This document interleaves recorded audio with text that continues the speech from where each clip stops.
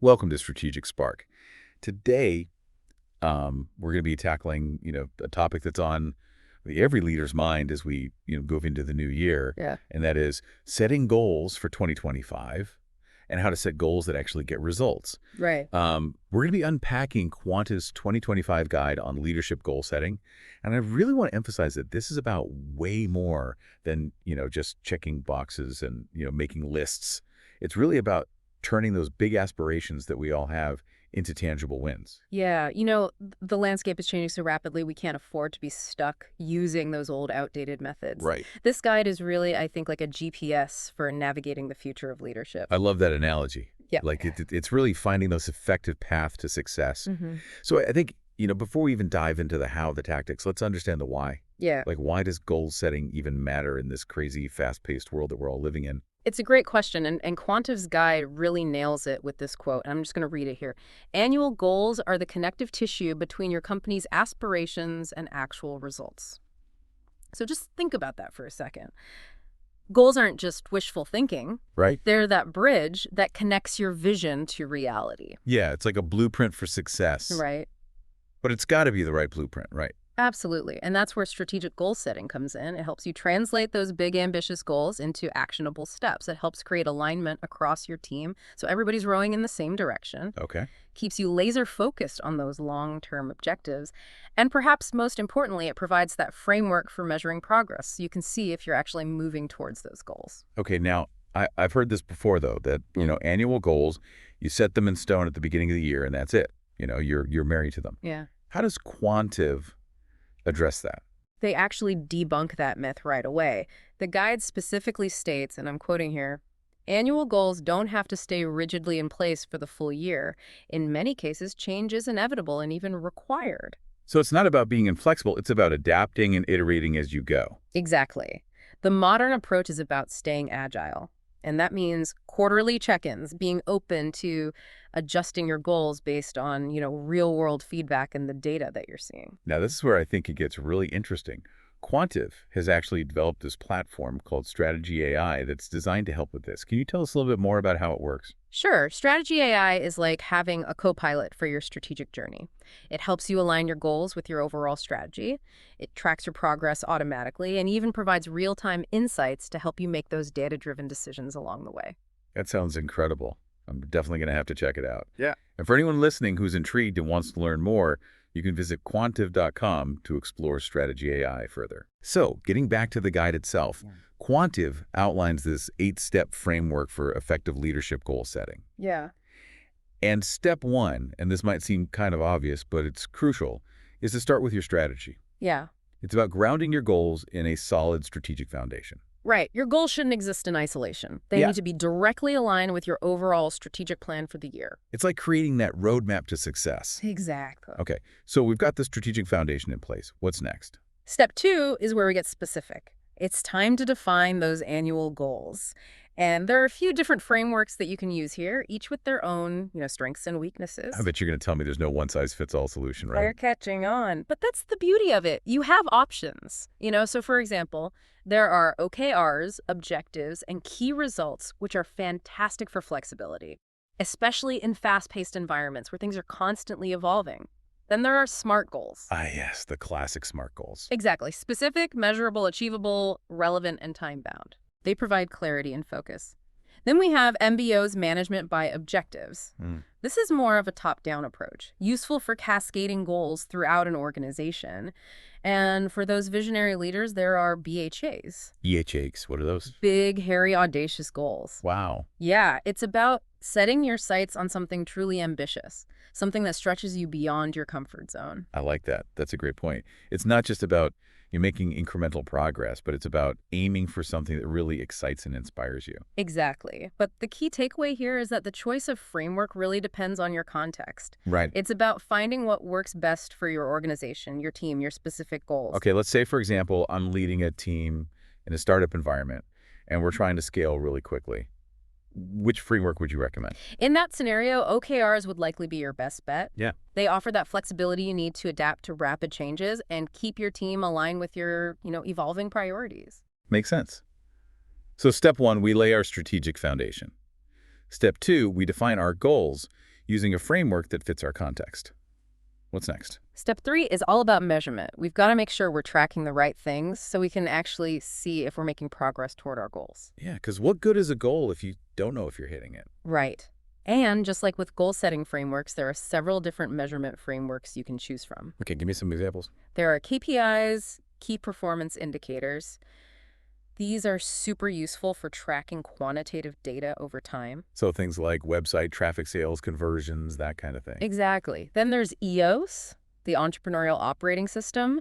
It focuses on 6 key areas of organizational performance. 6 key areas. Wow, what are those? Vision, data, process, traction issues, and people. It's a comprehensive approach that helps you ensure all parts of your business are working together smoothly. That's impressive. Okay, what if I'm looking for something that takes a more balanced view, considering both financial and non-financial factors? In that case, the balanced scorecard might be a good fit. It considers not just financial performance, but also things like customer satisfaction, internal processes, learning, and growth. So it's a more well-rounded perspective on progress. Precisely. And just like with the goal-setting frameworks, the choice of measurement framework really comes down to what aligns best with your organization's needs and priorities. Okay, so we've got our goals defined, our measurement system in place. What's step 4 in Quantive's framework? Step 4 is where we get real and we start anticipating obstacles. Let's face it, things don't always go according to plan. You're telling me Yeah. every leader has encountered those unexpected challenges along the way. Exactly. So it's crucial to proactively think about those potential roadblocks. Like what? We're talking resource constraints, market shifts, internal team dynamics, even things like technology glitches. Wow, you're really making me think it's like a pre-mortem for our goals. That's a great way to put it. By anticipating these obstacles, we can start brainstorming solutions and mitigation strategies up front. And this is where Quantive Strategy AI can really shine. It can analyze data from across your organization to help you spot those potential roadblocks early on. So it's like having a strategic early warning system. Precisely. It helps you stay ahead of the curve and address those challenges before they derail your progress. That's impressive. Hmm. Okay, so we've got our goals, our measurement system, and we've anticipated those potential obstacles. What's next in the framework? Step 5 is all about timelines. We need to break down those big, ambitious goals into smaller, more manageable milestones, each with a clear deadline. Okay. This is where the rubber meets the road. We're getting into the nitty-gritty of execution now. Exactly. Having those timelines accomplishes a couple of key things. First, it helps maintain momentum. It's much easier to stay motivated when you're working towards a series of achievable targets rather than one massive, daunting goal. It's like climbing a mountain. You focus on reaching that next base camp, not just staring at the summit the whole time. Perfect analogy. Second, those timelines act as an early warning system. Okay. If you're slipping behind on a milestone, you need to adjust course, Yeah. maybe reallocate resources or reevaluate your approach. So it's about staying on track and making those necessary adjustments as you go. Got it. Obviously. What's step 6? Step 6 focuses on alignment. We've got our goals, our timelines. Now we need to make sure everyone is on the same page and working together effectively to achieve those goals. Teamwork makes the dream work, as they say. Absolutely. This is where clear communication, robust collaboration tools, and a shared understanding of the plan are absolutely essential. And wouldn't you know it, Quantive Strategy AI can help with this as well, right? You bet. It's designed to keep everyone connected and aligned from the leadership team down to individual contributors. Everyone can see the big picture, track progress, and communicate effectively. It breaks down those silos and fosters a real sense of shared ownership. I'm seeing a theme here. Quantive Strategy AI seems to be a powerful tool for every step of this process. For those who are interested in learning more, remember to visit quantive.com. So we're all on the same page, working toward those milestones. What's step 7 in the Quantive framework? Step 7 is about monitoring progress, celebrating wins, and being prepared to adapt. Remember, goal setting isn't a set it and forget it kind of thing. It's an ongoing process that requires active engagement. We need to keep our finger on the pulse, so to speak. Exactly. We need to actively track our progress against those milestones, make adjustments as needed, and perhaps most importantly, celebrate those wins along the way. Yeah. It's about keeping the momentum going and keeping everyone motivated. Celebrating those wins is so crucial. It's fuel for the team. It reinforces that we're making progress and heading in the right direction. Couldn't agree more. And finally, we arrive at step 8, stay agile. This has been a recurring theme throughout our conversation today. Flexibility seems to be a key takeaway from Quantive's guide. You're spot on. Remember, those goals should guide us, not restrict us. We need to be ready to embrace change, to adapt our goals as needed, and to pivot when the situation demands it. That's like navigating a ship through uncharted waters. You need to be able to adjust your course based on the conditions, the winds, the currents. Precisely. And that brings us back to quantitative strategy AI. It gives you the tools and insights you need to stay agile, to adapt to those changing conditions, and to keep moving towards success. I'm really seeing how powerful this platform could be. It's like having a co-pilot for your strategic journey, helping you navigate those unpredictable waters. I like that analogy.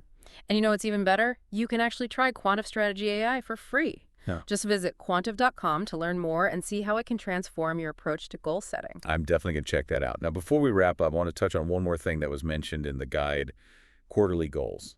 How do those fit into the bigger picture of annual goals? Great question.